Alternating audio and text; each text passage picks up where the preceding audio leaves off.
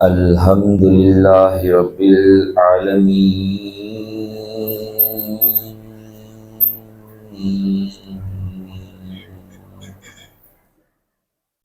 والصلاة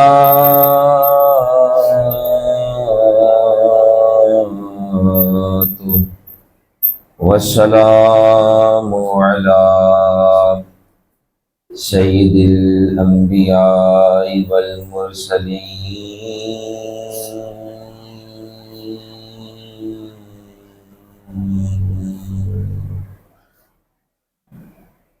اما بعد فاعوذ باللہ من الشیطان الرجیم بسم اللہ الرحمن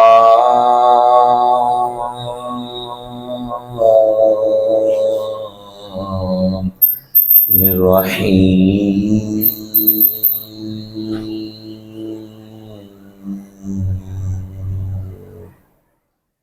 ان اللہ وملائکتہ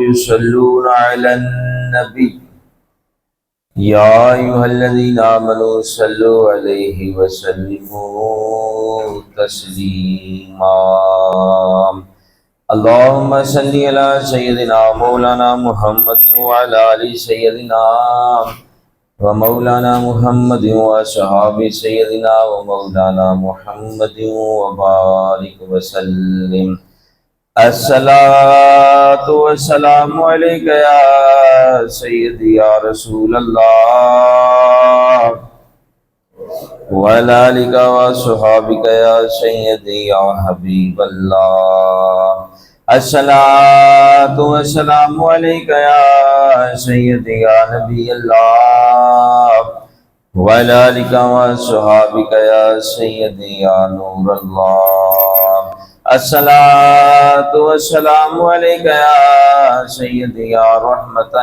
للعالمین وعلی آلک وصحابک یا سیدی یا خاتم النبیین۔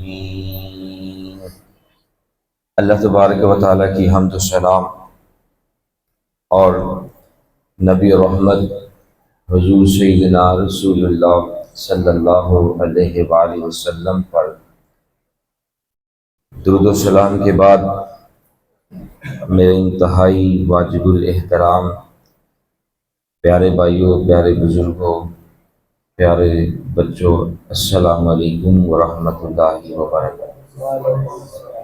ولی ہوندے نے جتھے اور صدا دربار وستے نے اور تھاواں وسدیاں نے جتھے خدا دے یار وستے نے، نبیاں ولیاں دے پاک مزاراں تے مقبول دعاواں ہوندیاں نے، نبیاں تے ولیاں دے در تے مقبول دعاواں ہوندیاں نے، ہر وقت نے جد ہنجواں دے پھر معاف خطاواں ہوندیاں نے، دیوانے نہیں او دانے نے جو در ولیاں دے جاندے نے، نبیاں ولیاں دے پاک مزاراں تے سب ختم صداواں ہوندیاں نے۔ لے فیض داتا ہجویری تو خواجہ اجمیری کہندے نے، لے فیض داتا ہجویری تو خواجہ اجمیری کہندے نے، ایتھے ناقص کامل جو آوے سبنا نو عطاواں ہوندیاں نے۔ بنا مرشد کامل دے سالک کدی عشق دا راہ نہ مل بیٹھی، بنا مرشد کامل دے سالک کدی عشق دا راہ نہ مل بیٹھی، اس راہ دے وچ شیطان جیاں کئی اور بلاواں ہوندیاں نے۔ گلون یوسف دی وائز اے سب نے ٹکرے جنت دے، گلمن یوسف دی وائز اے سب نے ٹکرے جنت دے، اے روزے والیاں جنیاں بھی دردی تے تھاواں ہوندیاں نے۔ اللہ تبارک و تعالیٰ کے برگزیدہ ہستیاں، برگزیدہ بندے ایسی شانوں والے ہوتے ہیں کہ زندہ ہیں تب بھی فیض مل رہا ہے، اگر اس دنیا سے تشریف لے کر چلے گئے ہیں ان کے مزارات پر فیض جاری رہتا ہے۔ حضور داتا گنج بخش علی حجویری رحمت اللہ تعالی علیہ جب ایک ایمان والا علی حجویری علیہ رحمہ کو داتا کہتا ہے، داتا کہنے سے کچھ لوگوں کو بڑی پریشانی ہوتی ہے۔ پریشانی کیوں ہوتی ہے؟ اس لیے کہ لوگ مطالعہ نہیں کرتے۔ اگر مطالعہ کریں، قرآن مجید پڑھیں، احادیث مصطفیٰ علیہ الصلوۃ والسلام پڑھیں، پھر دونوں کو سامنے رکھ کر دیکھیں کہ داتا کہنے سے شرک ہوتا ہے کہ بالکل ہم صحیح یہ لفظ کہہ رہے ہیں، پھر پتہ چلے گا۔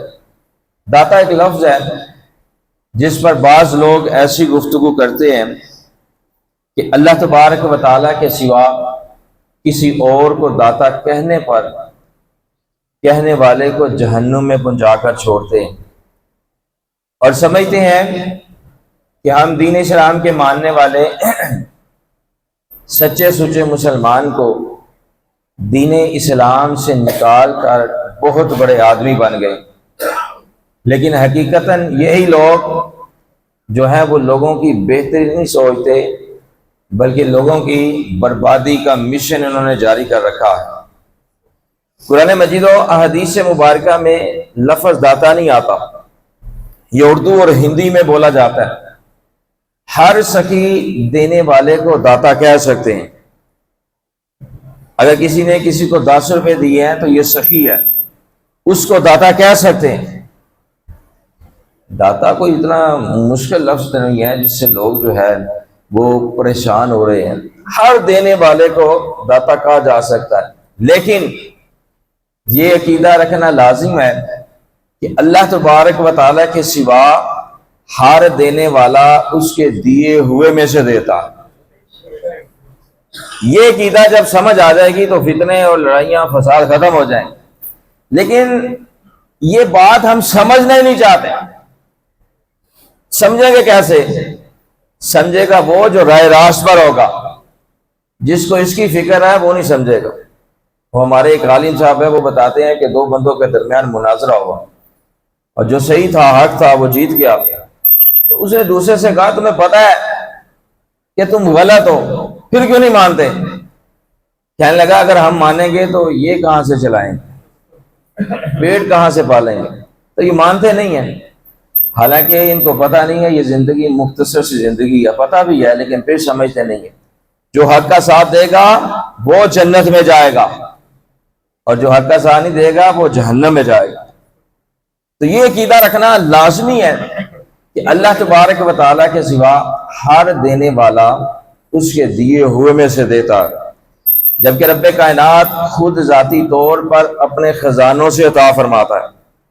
اللہ تبارک و تعالیٰ خود ذاتی طور پر بھی عطا فرماتا ہے اور اپنے پیاروں کی دعاؤں سے بھی عطا فرماتا ہے۔ وَإِنَّمَا أَنَا قَاسِمٌ وَاللَّهُ يُعْطِي، آقا علیہ الصلوۃ والسلام فرماتے ہیں میں تقسیم کرنے والا ہوں، اللہ مجھے عطا فرماتا ہے۔ عطا رب کائنات فرما رہا ہے، لیکن تقسیم مصطفیٰ علیہ الصلوۃ والسلام فرما رہے ہیں۔ پھر آقا علیہ الصلوۃ والسلام کی تقسیم سے آگے صحابہ، اہل بیت اور اولیاء تقسیم کر رہے ہیں۔ یہ وہیں سے فیض آ رہا ہے، یہ مدینہ شریف سے فیض آ رہا ہے۔ تو لہذا لفظ داتا سے کوئی پریشانی نہیں ہونی چاہیے۔ داتا ہندی کا لفظ ہے اور مذکر ہے، اور اردو میں بولا جاتا ہے، اور لغت میں اس کے کئی معنی ہیں: دینے والا، فیاض، سخی، راضی، خدا، درویش، فقیر، سائیں۔ اب دیکھیں اللہ تبارک و تعالیٰ نے قرآن مجید میں اپنے آپ کو رؤوف الرحیم فرمایا۔ داتا لفظ قرآن مجید میں نہیں آتا، لیکن اس سے لوگوں کو پریشانی ہے۔ لیکن جو لفظ قرآن مجید میں رب کائنات نے اپنے لیے بھی بیان فرمایا ہے، اپنے مصطفیٰ علیہ الصلوۃ والسلام کے لیے بھی بیان فرمایا ہے، انبیاء علیہ السلام کے لیے بھی بیان فرمایا ہے، مخلوق کے لیے بھی بیان فرمایا، وہاں پر کوئی فتوے نہیں لگاتے۔ داتا سے ان کو پتہ نہیں اللہ ہی جانے کیا چر ہے۔ یہ تو وہ عظیم ہستی ہے جنہوں نے اپنی ساری زندگی آقا علیہ الصلوۃ والسلام کی سنت کے مطابق گزاری۔ انہوں نے تو ایک لمحہ بھی نافرمانی نہیں کی۔ انہوں نے تو یہ بھی نہیں فرمایا کہ مجھے سجدہ کرنا ہے۔ کوئی دکھا دیں ان کی کتاب میں لکھا ہو کہ داتا صاحب نے فرمایا ہو مجھے سجدہ کریں، اور کوئی سجدہ نہیں کرتا، کوئی بھی سجدہ نہیں کرتا۔ ان پڑھ سے ان پڑھ بندہ جس کو الف بھی نہیں پڑھنی آتی، اگر آپ اسے پیسے دیں نا 1,00,000 روپیہ یہ لو اور کہو جاؤ داتا صاحب کو سجدہ کرو، نہیں کرے گا۔ اسے پوچھیں کیوں نہیں سجدہ کر رہا، وہ کہے گا یہ خدا نہیں ہے، یہ تو اللہ کے بندے ہیں۔ تو اللہ کے بندوں کو سجدہ نہیں ہوتا، اللہ کے بندے معبود نہیں ہوتے۔ جو پیدا ہوا ہے وہ رب نہیں ہو سکتا۔ رب وہی ہے جو خالق ہے، جو مالک ہے، جو یکتا ہے، جو واحد ہے، جو ایک ہے، وہی خالق اور مالک ہے۔ لیکن اگر اللہ کسی کو کچھ عطا فرما دے تو اس کا ماننا بھی توحید میں شامل ہے، اور اگر نہیں مانیں گے تو بندہ اللہ رب العزت کا فرمان نہیں مان رہا، وہ توحید نہیں مان رہا۔ توحید کیا ہے؟ توحید یہ ہے کہ اللہ کو وحدہ لا شریک مانتے ہوئے اس رب ذوالجلال کے فرمان کو بھی دل سے تسلیم کریں، عمل بھی کریں، یہ توحید ہے۔ اللہ تبارک و تعالیٰ قرآن مجید میں فرماتا ہے کہ میں رؤوف رحیم ہوں، اور پھر ایک مقام پر نہیں فرمایا بلکہ رب ذوالجلال نے 10 مقام پر اپنے آپ کو رؤوف رحیم فرمایا۔ سورہ بقرہ آیت نمبر 143، 207، سورہ آل عمران آیت نمبر 30، سورہ توبہ آیت نمبر 117، سورہ نحل آیت نمبر 7 اور 47، سورہ حج آیت نمبر 65، سورہ نور آیت نمبر 20، سورہ توبہ آیت نمبر 9 اور سورہ حشر کی آیت نمبر 10 میں رب ذوالجلال نے اپنے آپ کو رؤوف رحیم فرمایا۔ اب اللہ تبارک و تعالیٰ رؤوف رحیم ہے، رب کائنات قرآن مجید میں فرما رہا ہے، لیکن دوسری طرف سورہ توبہ کی آیت نمبر 128 میں رب کائنات نے ہمارے محبوب علیہ السلام کو بھی رؤوف رحیم فرمایا۔ لَقَدْ جَاءَكُمْ رَسُولٌ مِّنْ أَنفُسِكُمْ عَزِيزٌ عَلَيْهِ مَا عَنِتُّمْ حَرِيصٌ عَلَيْكُمْ بِالْمُؤْمِنِينَ رؤوف رحیم۔ اب اللہ تبارک و تعالیٰ بھی رؤوف رحیم ہے، مصطفیٰ علیہ السلام بھی رؤوف رحیم ہے۔ اب دوسری جگہ اللہ تبارک و تعالیٰ حلیم ہے، رب کائنات نے اپنے آپ کو 10 مرتبہ حلیم فرمایا۔ لیکن اگر دیکھا جائے سورہ توبہ کے آیت نمبر 114 پڑھیں، سورہ ہود آیت نمبر 75 پڑھیں تو رب کائنات نے ابراہیم علیہ السلام کو بھی حلیم فرمایا۔ تو یہ ساری اگر آیات کٹھی کی جائیں، انبیاء علیہ السلام کے واقعات پڑھے جائیں، ان کی آیات جو نازل ہوئی ہیں وہ پڑھی جائیں، تو پتہ چلتا ہے اللہ بھی رؤوف رحیم ہے، مصطفیٰ علیہ السلام بھی رؤوف رحیم ہے، اللہ تبارک و تعالیٰ بھی حلیم ہے، انبیاء علیہ السلام مخلوق بھی حلیم ہے۔ اور پھر دیکھیں اللہ تبارک و تعالیٰ فرماتا ہے میں دیکھتا بھی ہوں سنتا بھی ہوں۔ اللہ تبارک و تعالیٰ دیکھتا بھی ہے سنتا بھی ہے، ہم بھی دیکھ رہے ہیں ہم بھی سن رہے ہیں، تو کیا یہ شرک ہو گیا؟ اللہ فرماتا ہے ان اللہ کان سمیع بصیر، میں سنتا بھی ہوں دیکھتا بھی ہوں، لیکن مخلوق کو بھی رب کائنات نے فرمایا کہ اس کو بھی میں نے دیکھتا اور سنتا پیدا کیا ہے، تو کیا شرک ہو گیا؟ نہیں، یہ بات یاد رکھیں، اللہ تبارک و تعالیٰ رؤوف رحیم، حلیم، سمیع، بصیر، یہ سب کچھ ازلی طور پر ہے، لیکن مخلوق کو اس نے یہ اعزاز بخشا ہے۔ ہمارے آقا پاک علیہ السلام کو رؤوف رحیم ہونے کا رب کائنات نے اعزاز بخشا ہے، ہمیں دیکھنے اور سننے کا رب کائنات نے اعزاز بخشا ہے، حالانکہ حقیقتاً خود رب کائنات دیکھتا ہے سنتا ہے، لیکن اس نے اپنی صفات میں سے ہمیں بھی انعام عطا فرمایا کہ اے مخلوق جب میں نے تمہیں اشرف المخلوقات پیدا کیا ہے تو تم دیکھ بھی سکتے ہو سن بھی سکتے ہو۔ تو قرآن مجید میں یہ بات یاد رکھیں، رؤوف رحیم، علیم، حلیم، سمیع، بصیر، ولی، وکیل، ساتھ ساتھ رسول اللہ صلی اللہ علیہ وآلہ وسلم اور دیگر انبیاء علیہ السلام کو رؤوف رحیم، علیم، حلیم، سمیع، بصیر کہنے سے شرک نہیں ہوتا، نہ داتا کہنے سے شرک ہوتا ہے۔ اب بات جو قابل غور ہے وہ یہ ہے کہ جو اللہ تبارک و تعالیٰ کے سوا کسی کو رؤوف رحیم کہہ رہا ہے، کسی کو حلیم کہہ رہا ہے، کسی کو داتا کہہ رہا ہے، تو یہ بات یاد رکھیں ان میں سے کوئی بھی ان کو معبود نہیں مانتا، ان کو رب نہیں مانتا، ان کو خدا نہیں مانتا، اور نہ رب ذوالجلال جیسا مانتا ہے، بلکہ تمام ایمان والے یہ مانتے ہیں کہ جن کو ہم رؤوف رحیم فرما رہے ہیں یہ اللہ کے بندے ہیں، اور اللہ تبارک و تعالیٰ نے ان کو انعام و اکرام عطا فرمایا ہے، سب کچھ رب کائنات عطا فرماتا ہے۔ تو کسی کو داتا کہنے سے شرک نہیں ہوتا، اگر داتا کہنے سے شرک ہوتا تو رب کائنات کو رؤوف رحیم اور ہمارے محبوب علیہ الصلوۃ والسلام کو رؤوف الرحیم کہنے سے شرک ہوتا؟ جب وہاں پر شرک نہیں ہے تو پھر داتا کہنے سے کیسے شرک ہوتا ہے؟ شرک کیا ہے؟ امام بخاری رحمہ نے بخاری شریف جلد 2 صفحہ نمبر 643 پر لکھا ہے کہ سیدنا عبداللہ بن مسعود رضی اللہ تعالیٰ عنہ روایت کرتے ہیں، فرماتے ہیں کہ میں نے حضور پاک صلی اللہ علیہ وآلہ وسلم سے عرض کیا کہ یا رسول اللہ صلی اللہ علیہ وسلم، اللہ تبارک و تعالیٰ کے نزدیک کون سا گناہ بڑا ہے؟ تو میرے اور آپ کے پیارے محبوب علیہ الصلوۃ والسلام نے فرمایا بڑا گناہ یہ ہے کہ تو اللہ تبارک و تعالیٰ کے برابر کسی اور کو قرار دے، حالانکہ رب کائنات نے تجھے پیدا کیا۔ تو مجھے بتائے کوئی بھی بندہ کسی ہستی کو رب کائنات کے برابر نہیں کرتا، حتیٰ کہ مصطفیٰ علیہ الصلوۃ والسلام کو بھی رب کائنات کے برابر نہیں قرار دیا جاتا۔ کوئی بھی نہیں کہتا کہ آقا پاک علیہ الصلوۃ والسلام رب کائنات کے برابر ہیں، کوئی نہیں کہتا۔ جب امام الانبیاء علیہ الصلوۃ والسلام کو کوئی نہیں کہتا تو دادا صاحب کو کیسے کوئی کہہ سکتا ہے؟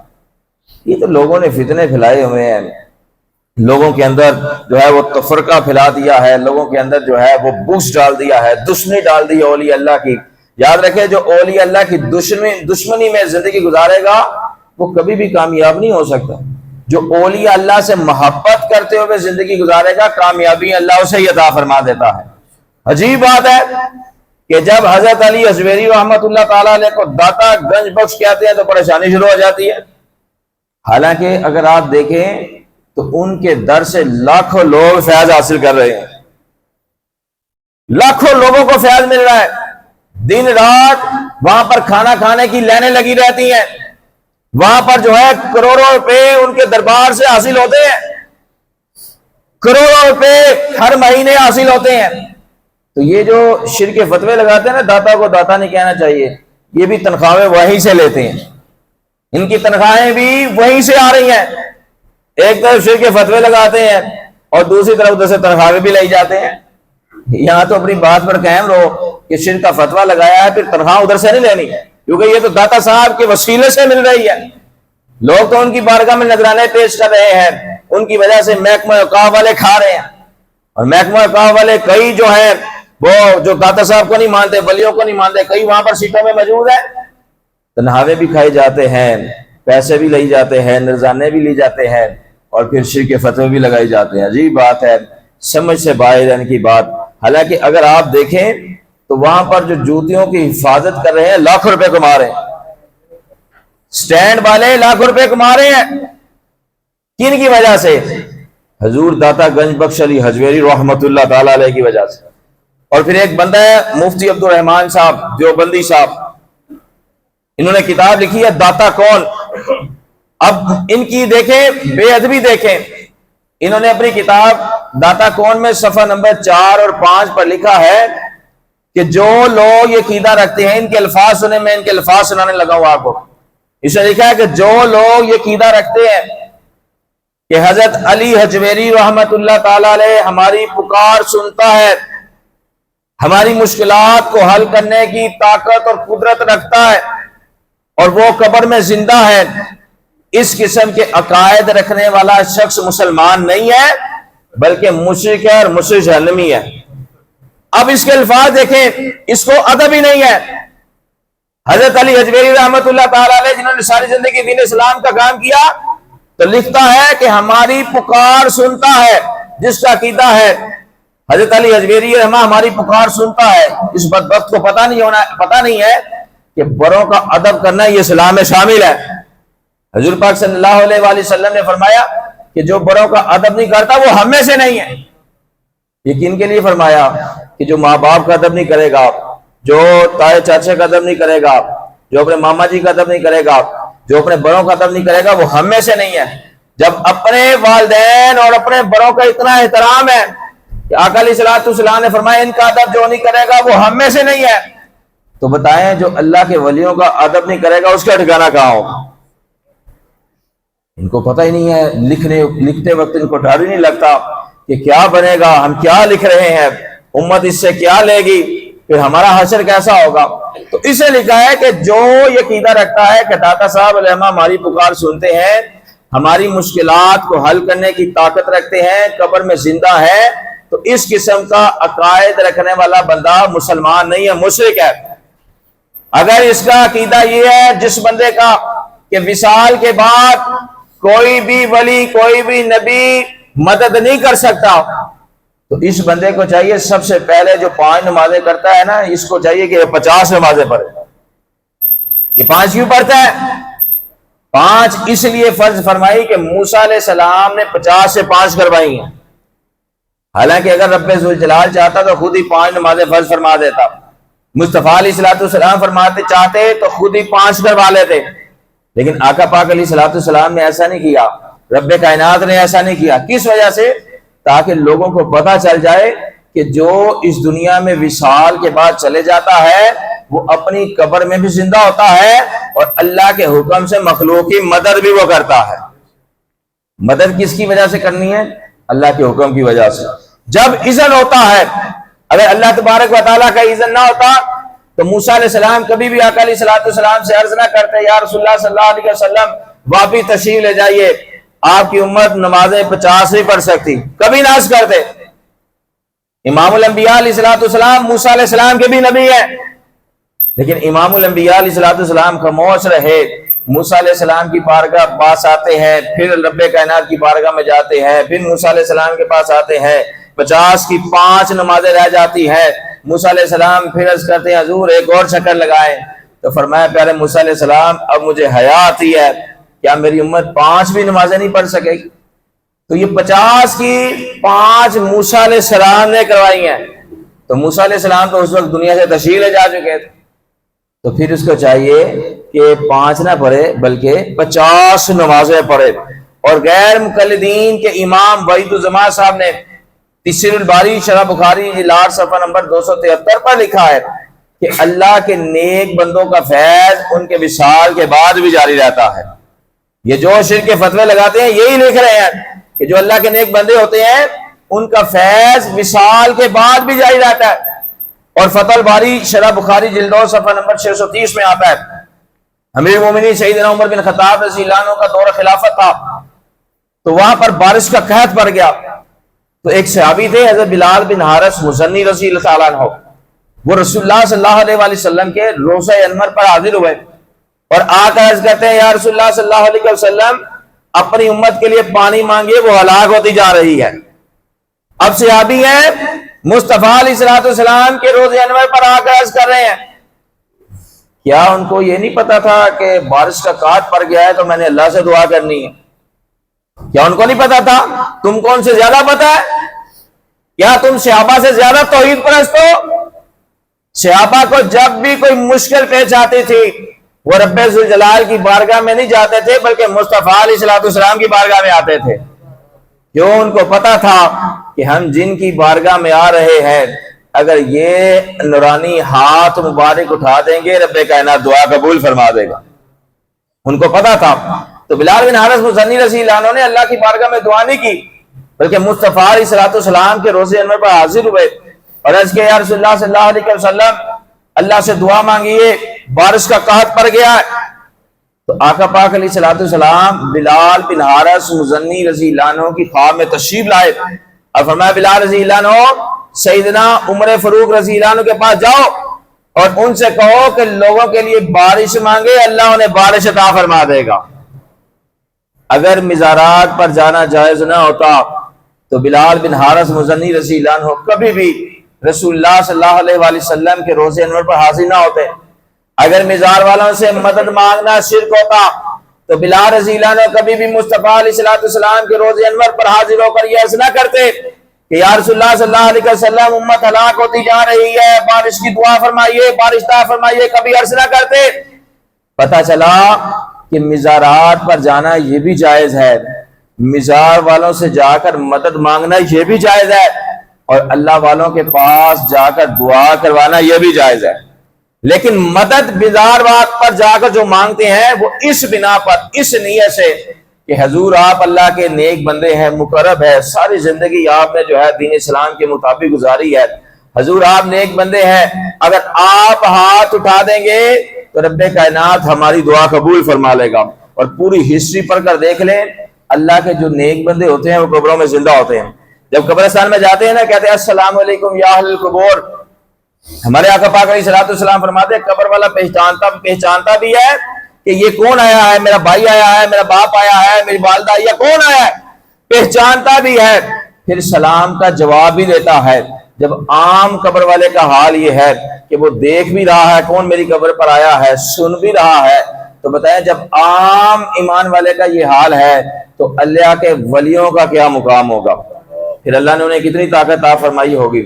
اس عقیدے کو ذہن میں رکھیں. اگر مزارات والوں سے جا کر کوئی مدد مانگ رہا ہے تو وہ ان کو خدا نہیں مان رہا, وہ ان کو اللہ کا نیک اور مقرب بندہ مان رہا ہے کہ حضور آپ دعا کر. آج اسی لیے تو ہم اللہ کے ولیوں کے پاس جاتے ہیں, علماء کرام کے پاس آتے ہیں.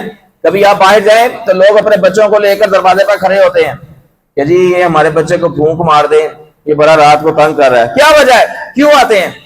اس لیے انہیں پتا ہے کہ جو امام صاحب ہیں یہ اللہ کے مقرب ہیں, یہ نماز پنجگانہ پڑھتے ہیں, تقوی کا پیکر ہیں, یہ پھونک ماریں گے تو اللہ میرے بچے کو شفا عطا فرما دے گا. جب امام کا یہ حال ہے, امام کا اتنا تقوی ہے, امام کی لوگ اتنی عزت کرتے ہیں, تو بتائیں پھر اللہ کے ولیوں کو اللہ نے کتنا مقام عطا فرمایا ہوگا. تو اس لیے ان کے مزارات پر جایا جاتا ہے کہ آپ نیک ہے, مقرب ہے, ساری زندگی قرآن مجید کی تلاوت کرتے رہے ہیں, ذکر و اذکار کرتے رہے ہیں, مصطفیٰ علیہ الصلوۃ والسلام پر درود و سلام پڑھتے رہے ہیں, دین اسلام کی تبلیغ کرتے رہے ہیں, قرآن مجید پڑھتے پڑھاتے رہے ہیں. آپ کی زبان مبارک سے ہر لمحہ اللہ کا ذکر جاری ہوتا رہا ہے. آپ اللہ کے مقرب ہے, جو ہی آپ نے ہاتھ اٹھانے ہیں اللہ نے ہماری مشکلات کو ختم فرما دینا ہے, یہ نیت ہوتی ہے. اور قبر والے بھی جب بھی مدد کرتے ہیں اللہ کے حکم سے کرتے ہیں, ذاتی طور پر نہیں کرتے. جب اللہ کا حکم آتا ہے, اللہ کا اذن آتا ہے, تو پھر قبر والے بھی اپنے ماننے والوں کی مدد کرتے ہیں. تو یہ عقیدہ ذہن میں رکھیں کہ اللہ تبارک و تعالیٰ ایک ہے, وحدہ لا شریک ہے, یکتا ہے, اس کے علاوہ کوئی رب نہیں ہے, اس کے علاوہ کسی کے آگے ماتھا نہیں ٹیک سکتے. اور اگر کوئی آپ دیکھیں کہ داتا صاحب جا کر ماتھا ٹیک رہا ہے تو یہ جائز نہیں ہے, لیکن آپ کو اس کی بنا پر اس کو مشرک کا اس پر فتویٰ نہیں لگا سکتے, اس کو کافر نہیں کہہ سکتے. کیوں؟ وہ بیچارہ بے علم ہے, اس کو علم نہیں ہے. اس کو سمجھائے کہ پیارے بھائی, ایک سائڈ پر کر کے سمجھائے, ادب کے ساتھ سمجھائے, حکمت کے ساتھ سمجھائے, پیارے بھائی یہاں پر اللہ کے ولی رہتے ہیں, یہاں پر ماتھا لگانا جائز نہیں ہے. آپ بوسہ لے سکتے ہیں, آپ دعا کر سکتے ہیں, ان کے وسیلے سے دعا مانگ سکتے ہیں, ان سے مدد مانگ سکتے ہیں, لیکن وہ اللہ کے بندے ہیں, وہاں پر سر نہیں جھکا سکتے. جب داتا صاحب رحمہ جایا جاتا ہے, نماز کا وقت ہوتا ہے, تو کوئی بھی بندہ داتا صاحب رحمہ کی طرف منہ کر کے نماز نہیں پڑھتا. داتا صاحب رحمہ کا مزاج صرف یہ ہے, قبلہ صرف یہ ہے, جب اذان ہوتی ہے لوگ ایسے نماز کے لیے چلے جاتے ہیں, چہرہ قبلہ شریف کی طرف ہوتا ہے, پیٹھ پیچھے ہوتی ہے, اور بتا دیتے ہیں کہ اللہ تبارک و تعالیٰ وحدہ لا شریک ہے. ہم جو جھکتے ہیں, ہمارا جو سر جھکتا ہے وہ رب کائنات کی بارگاہ میں جھکتا ہے, اور یہ جو پیچھے ہستی تشریف فرما ہے یہ اللہ کی مقرب ہستی ہے, نیک ہستی ہے. اس وجہ سے ہم ان کے پاس آتے ہیں کہ جب بھی ان کی نظر کرم ہم پر ہو جائے گی, کیوں ان کا فیض وصال کے بعد بھی جاری ہے, جب بھی ان کی نظر کرم ہم پر ہو گئی رب کائنات دنیا قبر اور آخرت میں ہمیں کامیابیاں عطا فرما دے گا. اللہ تبارک و تعالی ہماری حاضری کو اپنی پاک بارگاہ میں قبول و منظور فرمائے. آمین. وآخر دعوانا الحمدللہ.